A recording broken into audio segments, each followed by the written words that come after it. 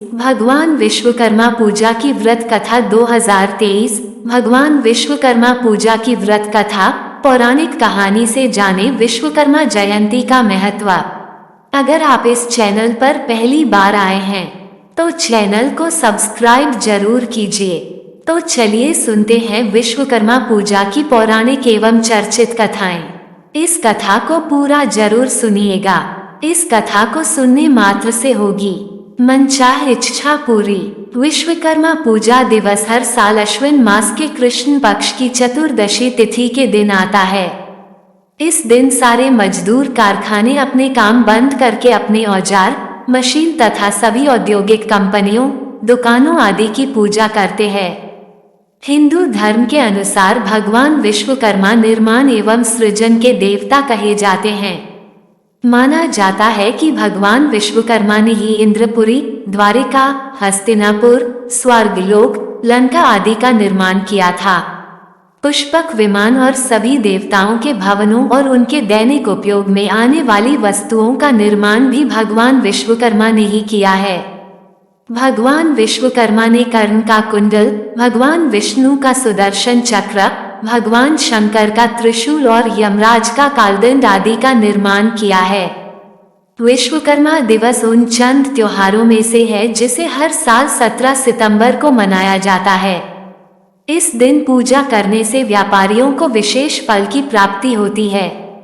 इस दिन भगवान विश्वकर्मा की पूजा करते हैं जिसे उनकी कृपा पाकर अपने बिगड़े काम बन जाते हैं, बिजनेस और रोजगार में सफलता प्राप्त होती है। विश्वकर्मा पूजा कथा। प्राचीन काल में जितनी भी राजधानियां थी उन सभी का निर्माण विश्वकर्मा जी के द्वारा ही किया गया था।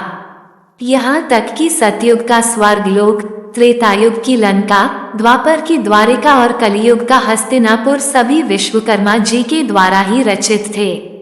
सुदामापुरी की रचना के बारे में भी यह कहा जाता है कि उसके निर्माता भी विश्वकर्मा जी ही थे। इससे ये पता चलता है कि धन धान्य की अभिलाषा करने वालों को भगवान विश्वकर्मा की पूजा अवश्य करनी चाहिए। विश्वकर्मा जी को देवताओं के शिल्पी के रूप में विशिष्ट स्थान प्राप्त है। भगवान विश्वकर्मा की एक पौराणिक कथा के अनुसार प्राचीन काल में काशी में रहने वाला एक रथकार अपनी पत्नी के साथ रहता था। वह अपने कार्य में निपुण तो था, लेकिन स्थान स्थान पर घूमने पर भी वह भोजन से अधिक धन प्राप्त नहीं कर पाता था। उसके जीविकापार्जन का साधन निश्चित नहीं था। इतना ही नहीं, उस रथकार की पत्नी भी पुत्र न होने के कारण चिंतित रहा करती थी। पुत्र प्राप्ति के लिए दोनों साधु और संतों के पास जाते थे, लेकिन उनकी यह इच्छा पूरी न हो सकी। तब एक पड़ोसी ब्राह्मण ने रथकार से कहा, तुम दोनों भगवान विश्वकर्मा की शरण में जाओ, तुम्हारी सभी इच्छाएं अवश्य ही पूरी होंगी और अमावस्या तिथि को व्रत कर भगवान विश्वकर्मा का महत्व सुनो। इसके बाद अमावस्या को रथकार की पत्नी ने भगवान विश्वकर्मा की पूजा की, जिससे उसे धन धान्य और पुत्र रत्न की प्राप्ति हुई और वह सुखी जीवन व्यतीत करने लगे। विश्वकर्मा पूजा विधि हिंदी में मंत्र सहित। इस दिन सुबह उठकर स्नानादि कर पवित्र हो जाएं। इसके बाद पूजन स्थल को साफ कर गंगाजल छिड़ककर उस स्थान को पवित्र कर ले। एक चौकी लेकर उस पर पीले रंग का कपड़ा बिछाएं और पीले कपड़े पर लाल रंग के कुमकुम से स्वास्तिक बनाएं। भगवान गणेश का ध्यान करते हुए उन्हें प्रणाम करें।